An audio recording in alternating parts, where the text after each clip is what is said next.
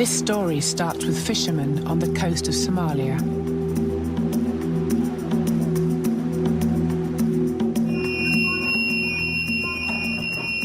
They're firing in the steering gear room. They're firing into the steering gear room. We got another one out here.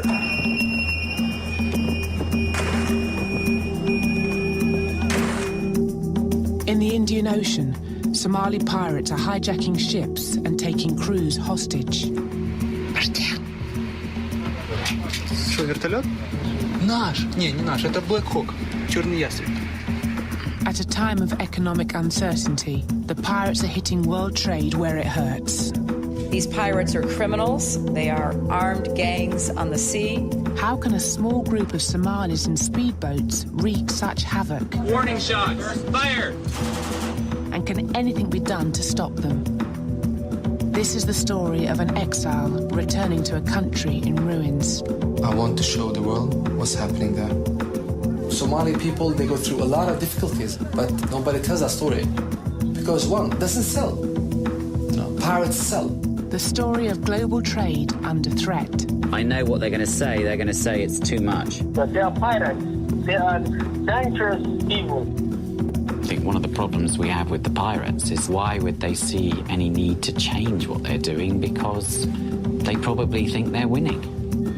The story of Goliath versus David.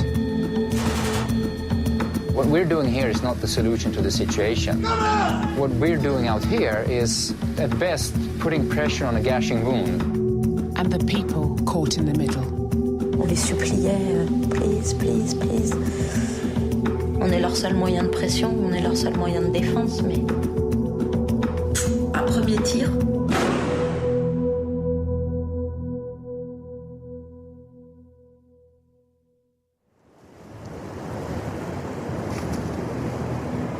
Somalia's destiny has been defined by its geography. It is the midway point between Europe and Asia. In 1869, the opening of the Suez Canal linked the Mediterranean with the Indian Ocean. That turned the 3,000 kilometers of Somali coastline into one of the most strategically important in the world. Somalia was quickly colonized by Britain, France, and then Italy. After independence in 1960, a brief period of democracy was shattered by the brutal dictatorship of Siad Barre. At the height of the Cold War, Somalia was armed first by the Russians and then by the Americans. When Barre was forced out in 1991, the country collapsed into chaos. Warring clans were left sitting on one of the biggest weapons dumps on the planet. The US spearheaded UN efforts to quell the fighting engulfing the country. But the catastrophic events of Black Hawk Down showed that entering Somalia had bloody consequences.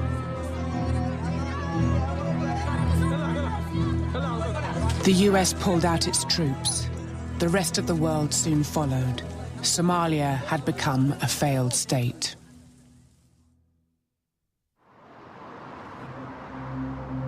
Samantha Egag was born on the coast of Somalia. Now living in Stockholm, he is one of the many Somalis forced into exile during the 20 years of the cruel regime of Siad Barre. When I was 6 years old, we had to leave Somalia. Siad Barre had done a military coup, and I grew up in Sweden, hoping that one day I'll return to Somalia, find out more about my heritage, my people. Now, after 30 years, Somalia is in the news again, every day. Stories about pirates. So I decided to go back. Many of Sam's cousins live in Ale, a fishing town in Somalia from where the pirates operate. I care for Somalis because I'm a Somalian as well. It's my country, it's my people, it's my cousins. So of course I'm very nervous and worried about them because piracy is affecting their lives. Wouldn't you be worried about your family if they were in that type of environment? For the last 17 years, Somalia has been effectively a no-go area for foreigners. But Sam hoped his family connections would give him unique protection and allow him to risk using a camera to show the impact of pirates on the country. Coming from Sweden, traveling to Somalia is like stepping into a different world. I went straight to Getaway to stay with my family. They told me that the security situation was much worse. I saw people with groups of bodyguards to protect them. Soldiers are everywhere. The local government is fighting Al-Shabaab, which, according to a lot of people, is linked to Al-Qaeda. I wanted to understand how the pirates fitted into the picture, so I visited my older cousin, Mr. New. What would you say about the pirates? What do you think of them? You know, pirates are people like us. Before, there were some people who were fishers and lobstering. But after that, there had come many big ships. Because there is no government, no seashore guard. So these ships came close to the shore. Sometimes, you know, there are fish, there are lobster. Somali waters are very rich in fish, and in the absence of a functioning government, in the absence of any sort of coast guard to patrol the waters, you have a large number of vessels from a number of countries over the years that have been coming into Somalia and effectively fishing at will. It's estimated that commercial fishing within Somalia at one point was making 300 million a year. The fishing stock was severely depleted due to this commercial farming. You have all of these fishermen with no more opportunities. So you start to see piracy in one sense arising as a reaction to that. They wondered, these Somalis, what can we do? Everyone brought a gun to hunt these ships. They captured one, another one. They got a lot of money. And they never felt that they could get this money before. They bought fast boats and big guns. Then they became, you know, a little bit famous. But do you support their activities? What do you feel about them? I supported them. Because if these ships were not come there and attack all these, you know, what these little people belong, there would be no problem, you know? Initially, they were just protecting their own livelihood. In that sense, I admire them for their bravery and protecting my country. Sam's next stop was Ale, the fishing town where his father was born. Not all Somalis are pirates. Some of them chose to be pirates, and other fishermen, they chose not to. They are starving, they are poor. It's easy for people that live in the Western countries to judge or blame the Somalis. It's okay. But there's always two sides on every coin. We all want to have cheap sushi, but nobody asks where does that tuna come from. Not you, I'm filming him. It's not you, I'm filming him. The problem was compounded by the foreign dumping of toxic waste. The tsunami of 2004 brought much of the evidence onto the shores. The elders told Sam they watched in anger as their waters were exploited and then poisoned.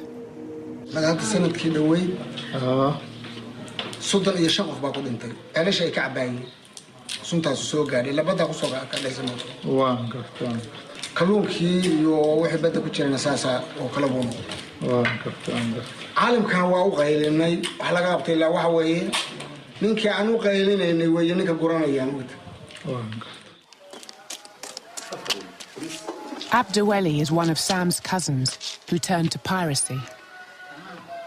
markii aan arkay in macnaha maraakiibtii kuwa xamuulka ah waan aragnay aan daaragtaan u aragnay indhahayagu ay qabteen iyagoo badda ku shubaya sun oo soo cariyo wixii badda noole ku jiray oo dhan sidaas macnaha aniga ugu kaliftay inaan macnaha ama jiriif ahaado ama kaargo ahaado isugu mid aan ka dhiganaa. The pirates looked to the horizon and saw the wealth of the world sailing past the Somali coast. They're firing in the steering gear room. They're firing into the steering gear room. We got another one out here. They set out in fast-moving attack skiffs with AK-47s, grenade launchers and ladders. the unarmed crews of the slow-moving cargo ships and oil tankers had no choice but to surrender.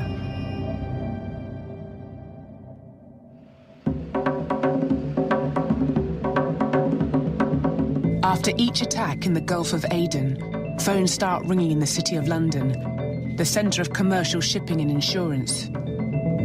But what about if you tried to split the difference? Stephen Askins is a maritime lawyer. Ship owners call him in to help recover their hijacked ships and crews.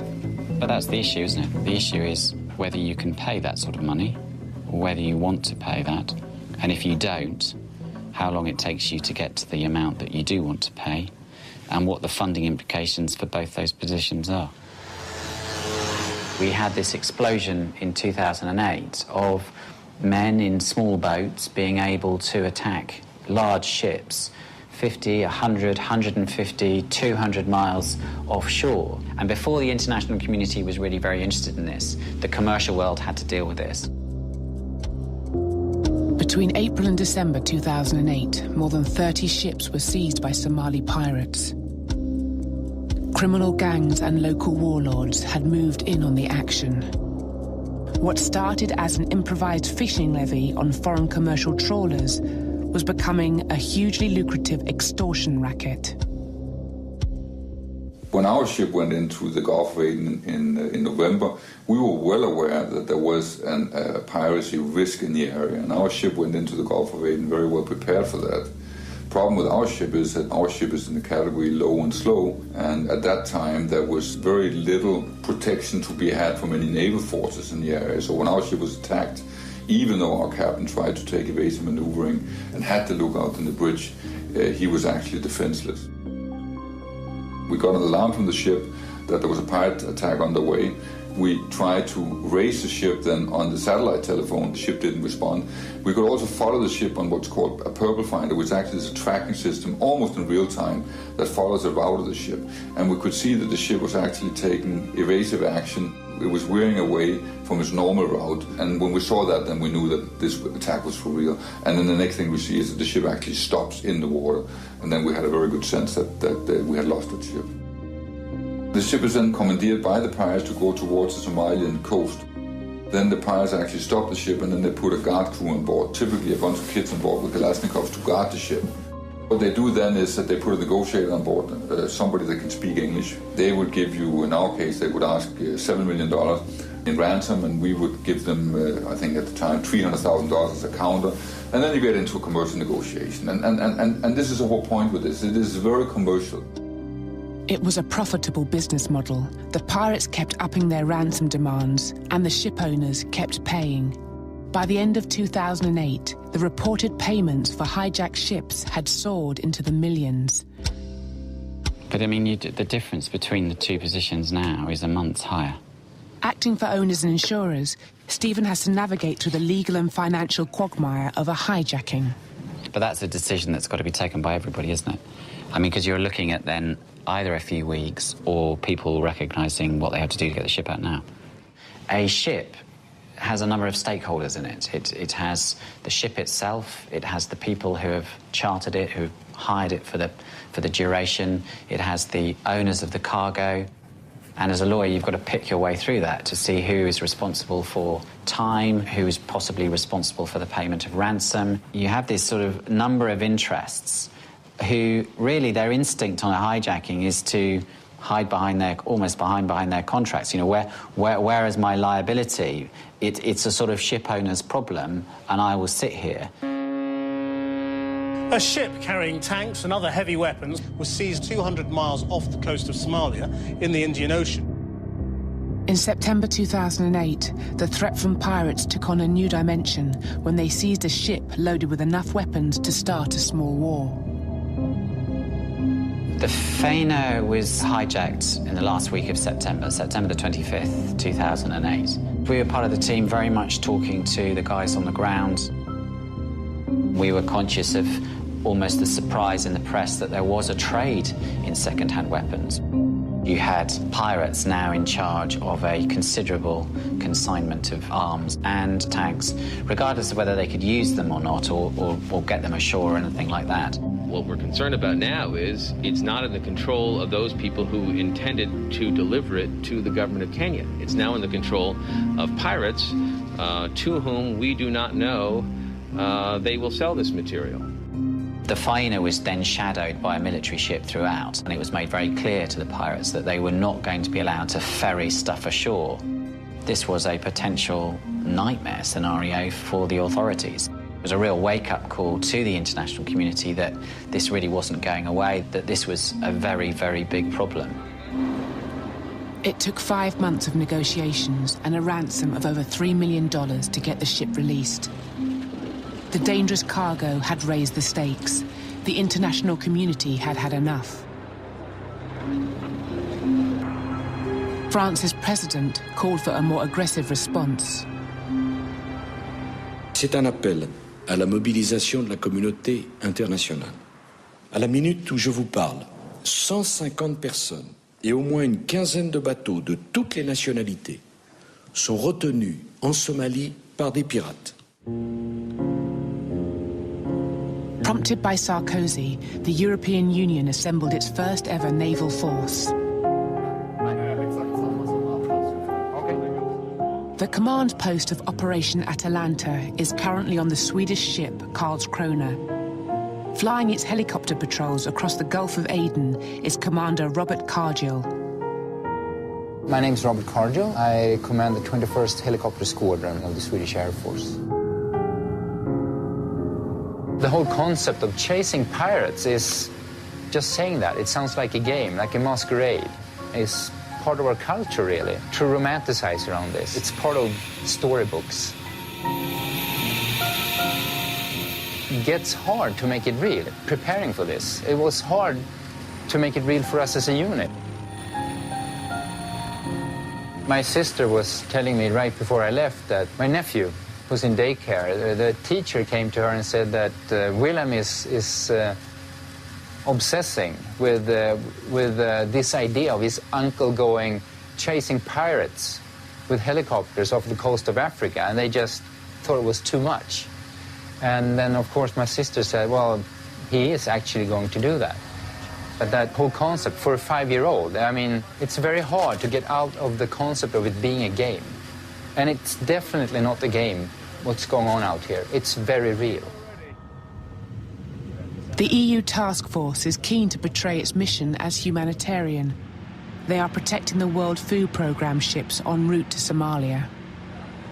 There is between 1.5 and 2 million people daily being fed by those transports going into Somalia from World Food Programme. So for the EU NAVFOR, that's a massive contribution. It's not as sexy as chasing pirates, but that's our main task.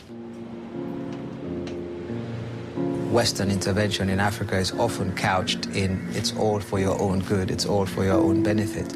The problem, of course, with this is that Africans are very cynical when it comes to this. They very well know that there are no permanent friends in international relations. There's only permanent interests. I think everybody's in there because everybody has an interest. I'm sure the humanitarian issue comes high up, but I'm sure also that somewhere very close by are economic and trade concerns. This is the Gulf of Aden, and the whole Red Sea is this area. Up here is the Suez and Egypt, and out in the Mediterranean. The problem with pirates from Somalia is that they stop traffic en route to the Suez Canal. The goods the West buys from Asia and the oil it burns in its power stations all travel through the canal. Over 20,000 ships travel through the Gulf of Aden every year. It is one of the busiest shipping lanes in the world.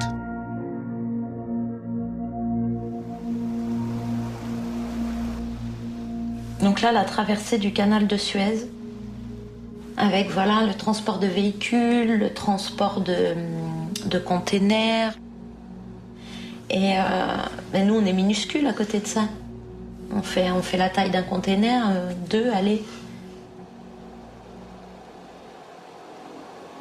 Chloé Lamasson was born in the sailing community of Vannes, a small seaside town in France. She was brought up on stories of French sailors and their adventures at sea. In July 2008, she and her husband Florent were about to set sail on their yacht, Tanit. On a voulu essayer d'échapper à la société de consommation avec Florent. Et donc pour nous, partir était aussi un moyen de revenir à l'essentiel. Et c'est beaucoup plus facile, en vivant sur son bateau comme ça, d'échapper justement à la tentation. Et puis c'est aussi ici que la plupart des amis et des cousins étaient pour nous faire ciao ciao.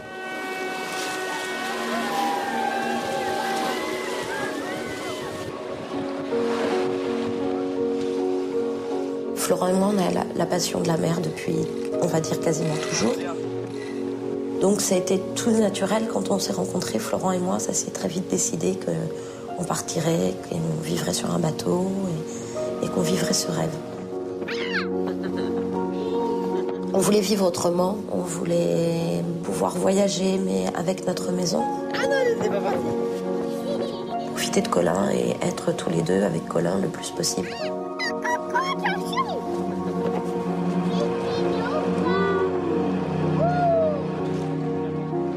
Voilà, on était tellement bien, tous les trois sur Tanit. Tous ces moments passés tous les trois, c'était vraiment... on avait fait le bon choix. Parce que nulle part ailleurs, vous pouvez avoir ce sentiment. Dans votre cocon, dans votre élément, et il n'y a rien d'autre autour. Juste vous et votre bateau. Et la mer. The Tanit sailed through the Mediterranean and towards the Suez Canal. Their route was going to take them on to Kenya. But to get there, they had to pass the coast of Somalia. You are from the bush, Bata. You are from the bush. In a country with no solid government and little opportunity, the dangerous gamble of joining the pirate gangs appeals to many Somali men. You see, piracy became a trend for people to make money. In Sweden, we had IT trend, a lot of IT companies open. Same thing in Somalia, piracy. So a lot of the new pirates are actually coming from the bush areas. So they come to the coasts to become a pirate. Sam's cousins took him to meet a notorious former pirate, Mr. Boyer. How many ships has he taken? So many. How many? Approximately 25. Is there any famous boat that he's captured? The Libon, the Hiski, France. Golden Nori, Japan. And others. When he captured the hostages, does he ever feel bad for them? We were friends. So they took good care of them.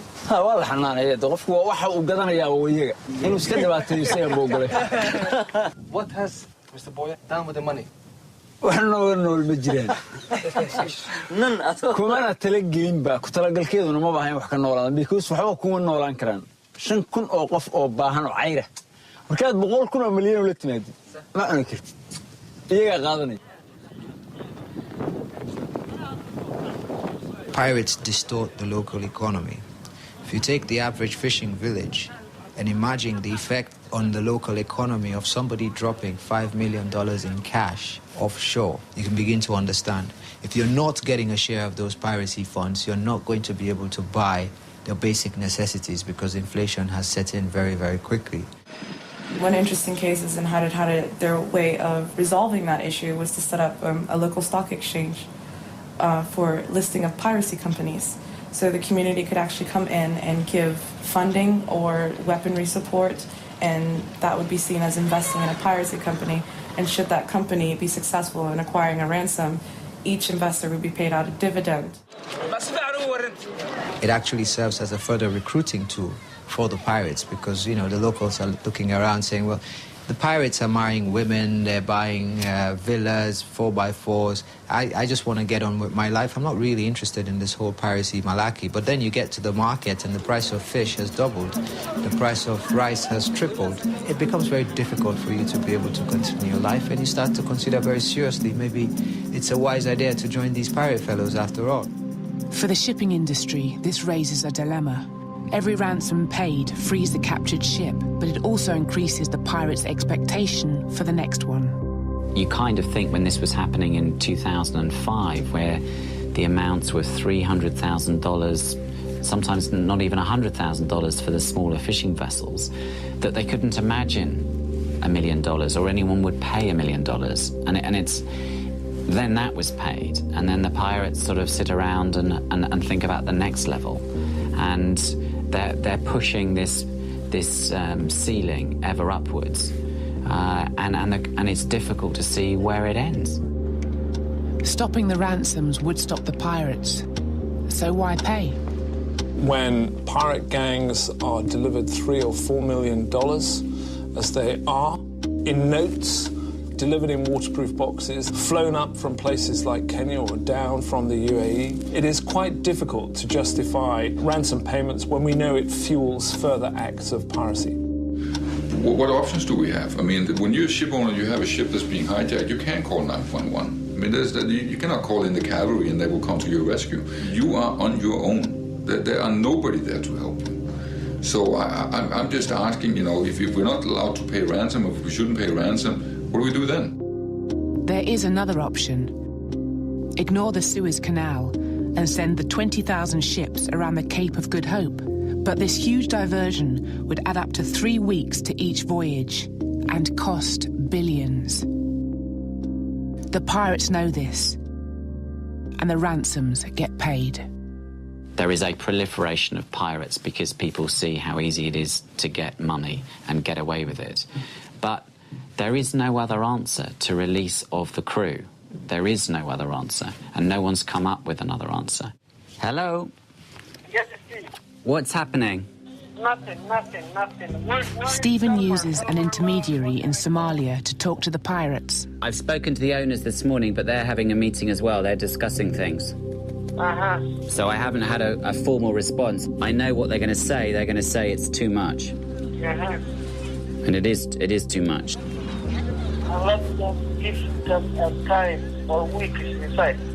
But that's the problem. It's the time is costing money as well.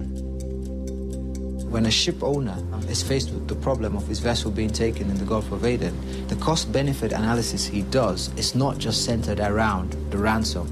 It's centered around the costs. I mean, you might save 1 million off of 5 million ransom demand, but what if that means your vessel stays there for another 6 months, multiplied by $35,000 a day? Does that make sense? In a country where the average person earns less than $700 a year, the Somali pirates have little to lose by holding out. Do you know what they're actually waiting for? I don't know. Okay, so will you ring me back in 1 hour? They are waiting for what they are not getting. I know, but how do you persuade them that they're not getting? Yeah. They seem to be now sitting on these bigger demands, not really engaging very much in the negotiation process, and we have 18 vessels taken since the 1st of March and only 1 released. So the amount's going up, but the time being held is going up as well. Hijackings often last months on end. The crew find themselves in an agonizing limbo, with nothing to do but wait for the ransom to be agreed. A ship which is stuck for 5 months, it's not just about the ransom of $2 million or $3 million. It's the time that we're expecting the crews to sit there, and some of them sit there for a very, very long time. The crew experience is highly traumatic, and that's obvious. I mean, when you're sitting at gunpoint, in our case for 71 days, with drug-crazed criminals that are shooting at each other, fighting, yelling, screaming, and staying up all night, playing loud music on the bridge, I mean, that will affect you. Что, вертолет? Наш. Не наш, это Black Hawk, черный ястреб. There is a conflict between them right now, this morning. Between the militia? Between the militia, yeah. That's the problem. Suddenly, the figures that the pirates are talking about are just too big. I mean, they're killing it off. So what can we do? Stephen is often torn between getting the ship and crew released quickly and not giving in to the pirates' ever-increasing demands. We have to push them down again.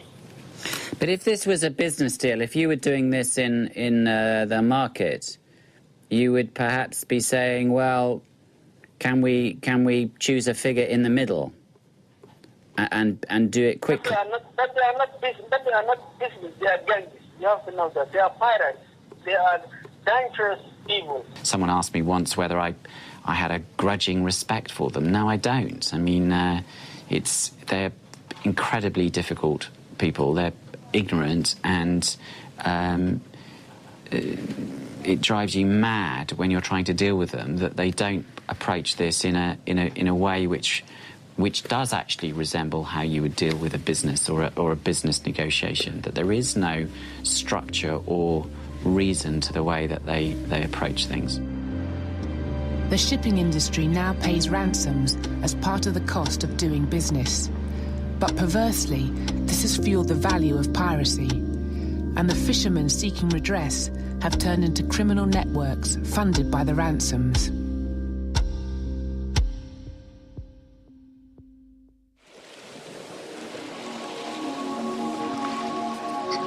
Non, non, non, pas debout.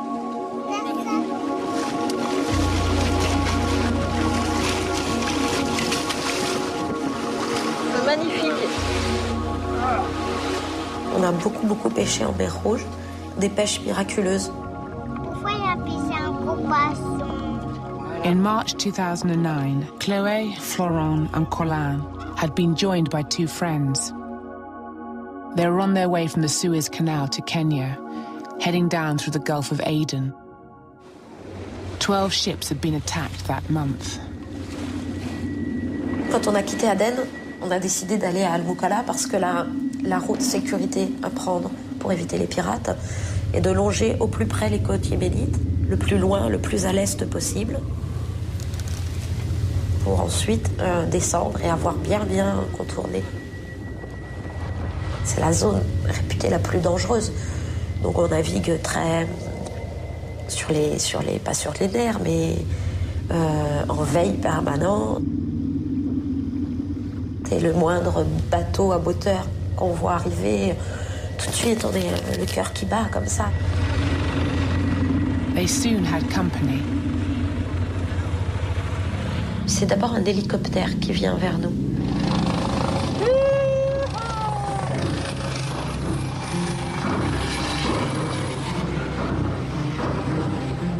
Et c'est un hélicoptère français. Établi un contact par VHF. Très rapide. Hélicoptère. Ici Tanit. Ouais, Tanit, ici, hélicoptère, machin. Qu'est-ce que vous faites là? Et on se balade. Parce que on m'a reproché ce mot-là. Mais on ne se balade pas, madame, dans une zone comme le golfe d'Aden. Mais bien sûr qu'on ne se baladait pas, mais on est dans une zone dangereuse, on le sait, on est tendu, et donc il faut évacuer par la rigolade. Enfin, je veux dire, qu'est-ce que vous voulez qu'on leur dise d'autre?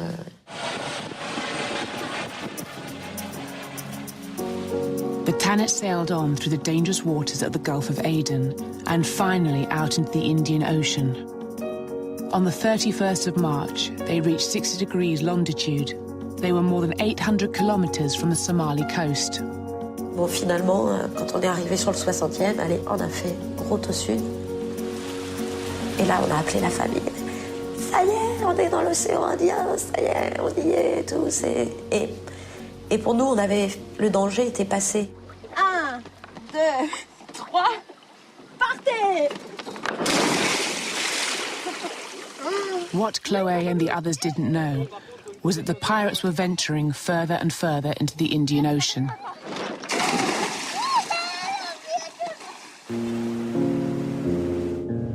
Navy faces its own dilemma. Their presence in the region has disrupted many attacks, but not reduced the number of pirates. And it has pushed the pirates into taking greater risks. To avoid the warships, they've extended their range. I'm concerned that we have a very big area. They're using what we call dhows as motherships and skiffs with 1 or 2 engines. They are very hard to see on the radars. They can easily hide among other fishermen, and suddenly they have an attack launched from that big crowd of ships. It's such a huge area, makes it very hard. Small skiffs relatively easily can slip through, and that's just the Gulf of Aden. If you go out into the Somali basin, it feels like taking off into the universe. It's just enormous.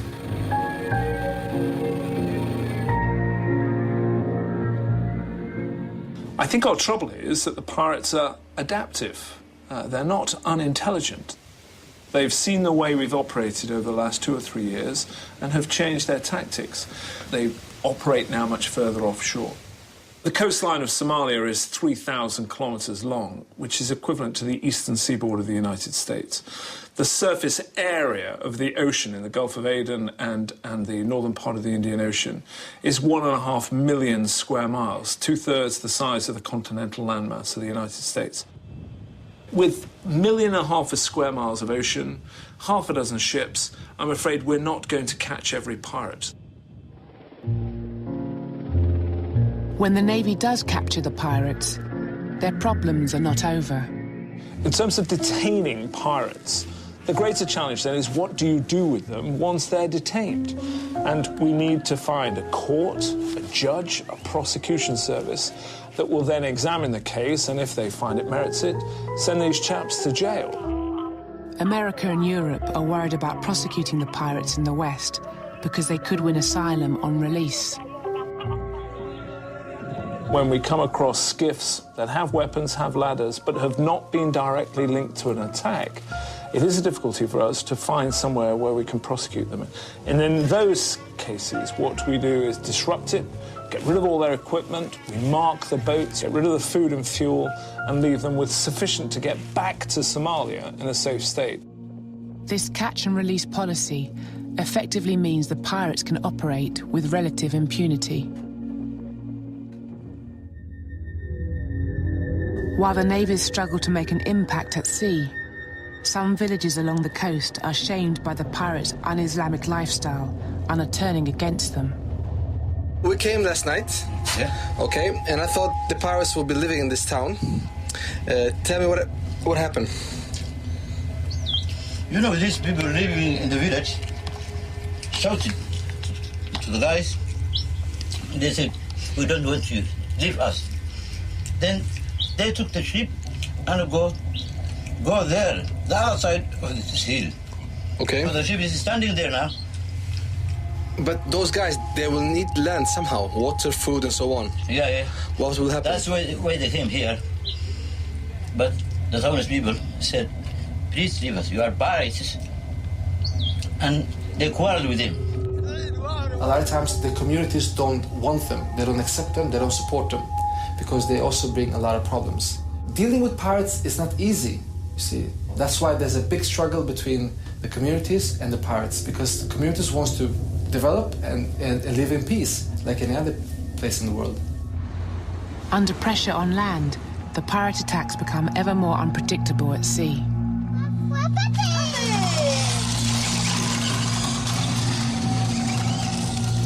On Saturday, April 4th, 2009, the Tanit was making slow progress south in the Indian Ocean.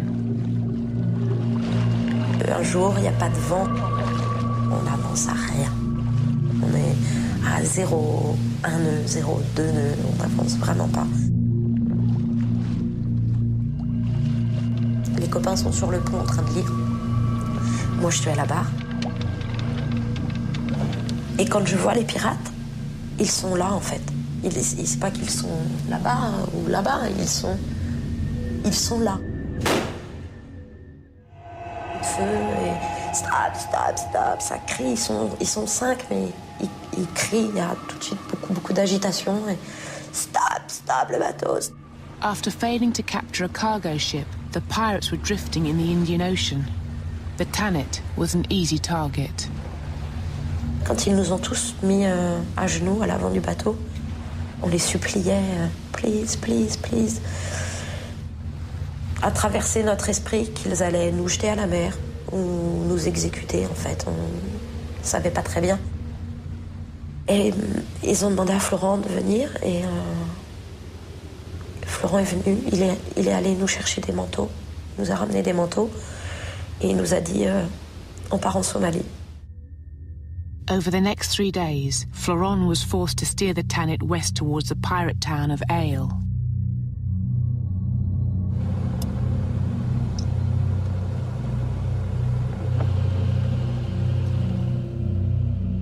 C'est assez terrible d'être pris en otage par des gens et que c'est juste une arme, en fait, qui maintient toute la position.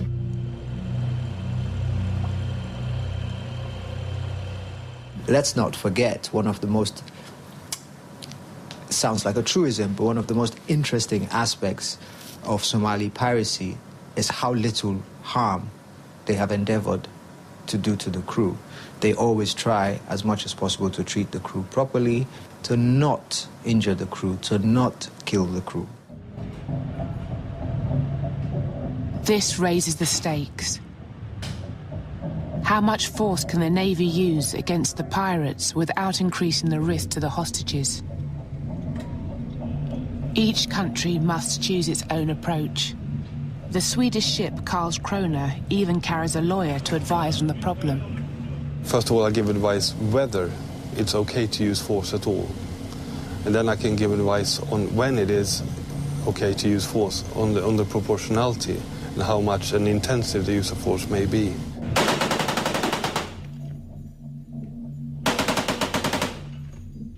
Basically, we use force reactively. We do not want to use force. This is more like policing than fighting a war. And policing is a civilian activity more than a military one. We don't want piracy acts to be committed, but if they are committed, then we will stop them. And if we need to use force, then we will do so, proportionally. On April 5th, 2010, the Dutch military chose to mount a rescue attempt for a cargo ship, the Taipan. Stephen Askins is an ex-Royal Marine. He has experience of this kind of mission. He watched the dramatic operation closely. So we joined the guys in the back of the helicopter, actually, now beginning to fast rope onto the front of the vessel, down directly onto the containers with some covering fire coming from the GPMG.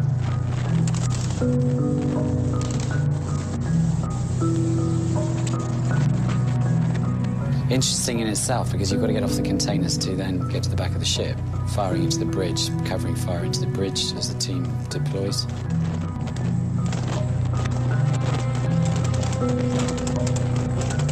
And the interesting thing about this is they've done it in broad daylight. They've obviously taken a quick decision to do it. It looks like they've provided enough suppressing fire to persuade the pirates that it's not in their interest to really fight back.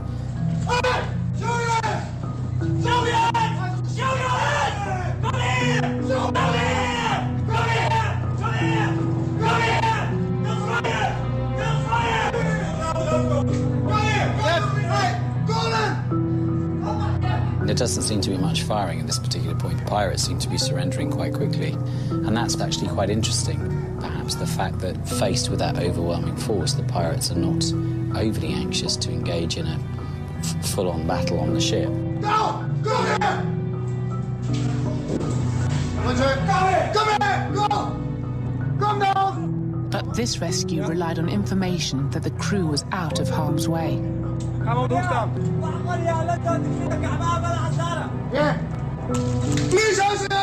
The crew had apparently got themselves into a sort of citadel, a really secure place, knowing that the coalition forces were nearby. The military will want to know that the crew are all safe, that the vessel is not totally in the hands of the pirates, it's not steaming its way towards Somalia. I mean, there are very specific parameters, perhaps, where the military will intervene.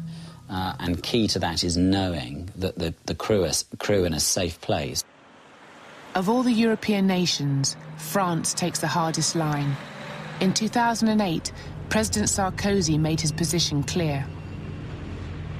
Je veux le dire afin qu'on entende bien le message de la France. Est un avertissement pour tous ceux qui se livrent à cette activité criminelle. La France n'acceptera pas que le crime paye. When the French military approached the Tanit on Wednesday, April 8, 2009, Chloé knew a violent confrontation was inevitable.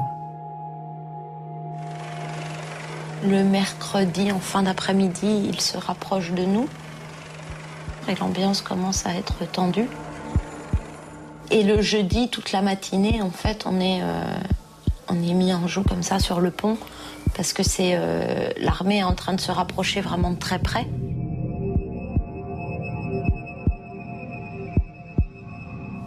On voit bien qu'ils sont... On est leur seul moyen de pression, on est leur seul moyen de défense, mais c'est pas très organisé tout ça. Et cette image, j'en parle plusieurs fois. Mais ce qui est dingue, c'est que moi, je les suppliais de s'en aller, en fait. Qu'on se sentait beaucoup plus en danger.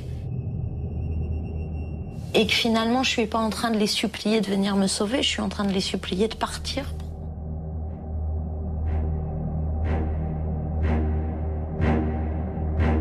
Et donc, l'après-midi du jeudi, ils prennent un haut-parleur et ils disent en français la France n'acceptera pas, la France ne peut pas laisser la piraterie, arrêtez tout de suite ce bateau, arrêtez tout de suite le bateau, si vous ne l'arrêtez pas, nous le ferons par la violence. On sait qu'on arrive sur la Somalie, on sait que l'assaut ça va être là maintenant, et on ne sait pas comment, mais ça va arriver.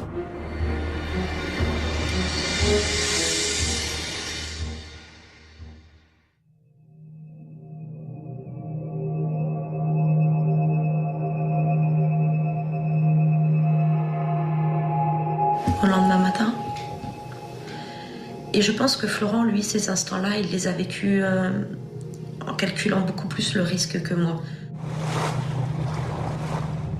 Et il me dit tu es formidable. Et après, il prend le doudou de Colin et il le serre fort, il le respire fort. Et il appelle Colin,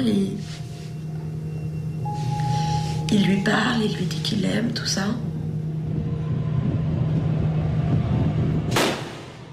Un premier tir. Ça y est, là, vas-y, cache-toi. Et puis tout est allé très vite. Ça a duré 30 secondes entre ces balles-là et le moment où les militaires ont posé les pieds sur Tanit. Et Florent est à côté de moi. Et puis on voit un militaire au-dessus de nous.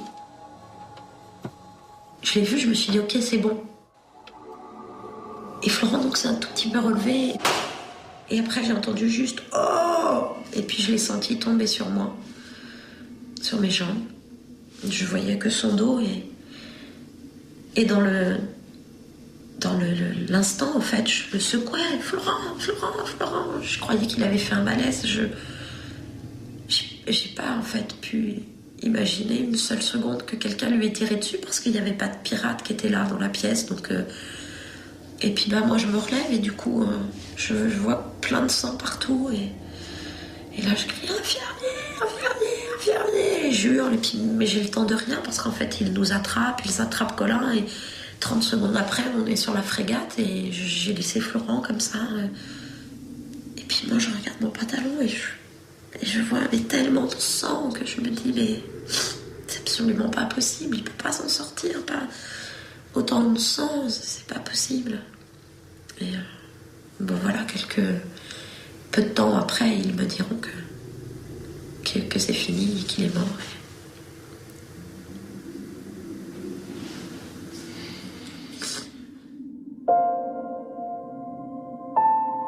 Two pirates were also killed in the assault. Chloé still questions the motives behind the French operation. Je ne sais pas en fait pourquoi le président prend cette décision de l'assaut. Est-ce que c'est uniquement par orgueil, parce qu'il est à l'origine, Sarkozy, un peu de la lutte contre la piraterie, la force atalante, et la France est très impliquée dans cette lutte. Florent is the only European to be killed after being taken by pirates.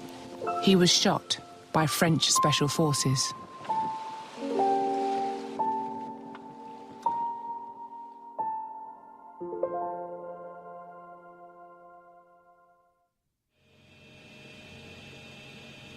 The attack on the Tanit realised the Navy's worst fear, that a rescue operation could do more harm than good. But what would have happened if they had not attacked? 6 months later, another small yacht was taken. Paul and Rachel Chandler, a retired British couple, were sailing from the Seychelles when they were hijacked. This time, the pirates took them into Somalia. Mentally, we are under great stress and threatened. Our kidnappers are losing patience. They are concerned that there has been no response at all to their demands for money. We are also feeling very much under threat now that these people themselves won't hesitate to take our lives.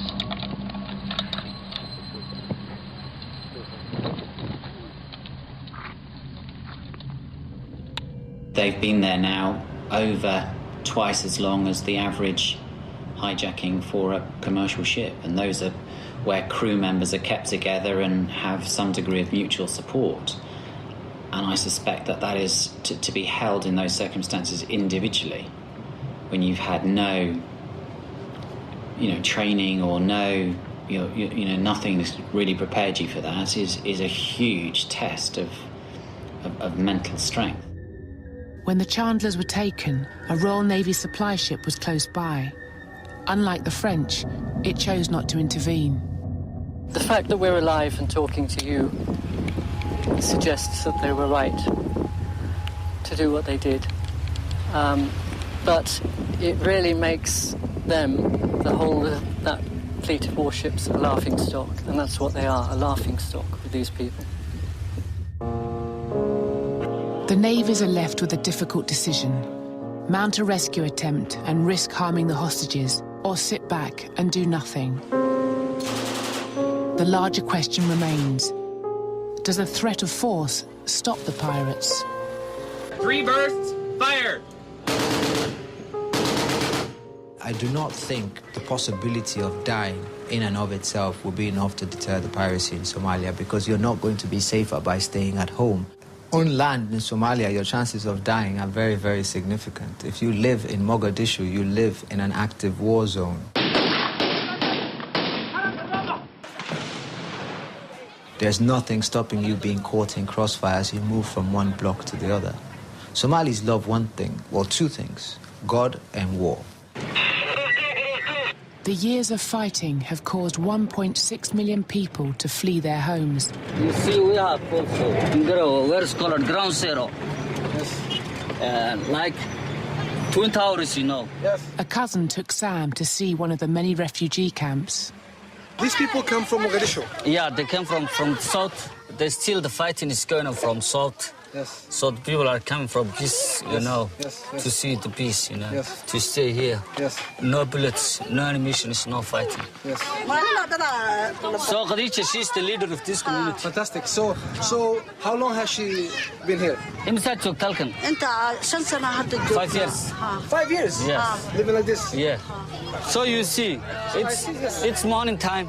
No one is not going to the school. Yeah, I know. There's no nursery and garden. And the problem is lack of education, you see. Yes, it is.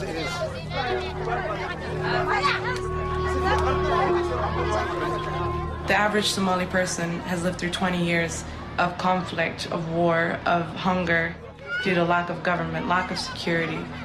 Piracy has come out of a situation where there's a lack of viable economic opportunities for young men to actually make a life for themselves. All they want is for their basic necessities and rights to be ensured. The lack of security has prompted many Somalis to turn to religious groups for stability and the rule of law. Today, the only meaningful opposition to piracy comes from Islamist militia like Hizbul Islam. In the town of Haradhere, they attack the pirates and force them out. The Islamists are the only group in Somalia that are willing and able to block piracy. How the West views that as something that they're going to have to come to terms with if they want a solution in Somalia. What am I prepared to stomach as far as the role of Islam in the governance of a country? Where do I draw the line and how do I do it? I don't think they've come to terms with these issues in Somalia. In 2006, President Sheikh Sharif Ahmed was chased from power as an Islamist terrorist. 2 years later, as the chaos continued, he was brought back by the international community to prop up the beleaguered transitional government of Somalia. taageerada aan uga baahannahay in ay gacan nagu siiyaan sidii mu'assasaadka dawladda aan u dhisi lahayn amnigii garsoorkii maamulkii adeegii bulshada sidaas oo kale in dadka la gaarsiiyo gargaar bani aadanimo. I wondered how much money was pledged to the TFG and how much has actually turned up. lacaguhu waa badnaayeen taqriiban 200 milyan ay ku dhawaayeen qaybihii dawladda ku aadanaana lama helin wixii la filayay laakiin waxa socda dadaal in la bixiyo wixii la ballan qaaday. The money so far received by the transitional government to restore order is less than the ransom demand for a single cargo ship. It makes the president's mission unlikely to succeed, and piracy more likely to endure. It's so bad in Puntland that for significant periods last year you had businessmen paying the wages and salaries of police and soldiers because the government couldn't do it. But some of these same businessmen are the same people who are financing pirate operations. 867 people were held hostage last year in Somalia. I mean, it is a hugely human story, really, at the centre of all this. There's one thing that's important, and that is freedom. We don't have it. Nothing else matters, really, I would say. We don't miss anything. We miss everything. We miss the ability to walk out of the door, determine our own lives. It's been wrongfully taken from us. The pirates have shown how interconnected the world is. In the era of globalized trade, the international community can no longer afford to ignore the plight of a failed state like Somalia. The upside to Somalia is it's back on the radar screen. 5 or 6 years ago, Somalia was very much in the pending trade. If you don't share your stability and your economic success with the poor will share their instability and their poverty with you. Si un jour en Bretagne on était dans une situation de tel désespoir, je ne crois pas, je pense que je ne serais pas la seule à prendre les armes et à aller moi aussi prendre des otages en mer pour nourrir mon fils et pour sauver ma peau. So those kids with no education, sometimes no food, when they grow up, what choices do they have? So what do you do to survive? Does he want to say something to the people that will watch this film? hadda adduunku wuxuu la qaylinayaa burcad 1500 oo mayl wax ka soo qabanaysa waxay tagi doonaan meel ka fog haddii aan wax laga qaban oo waxna la kala qaban meel aan laga malaynayn oo adduunku la qayliyo bay tagi doonaan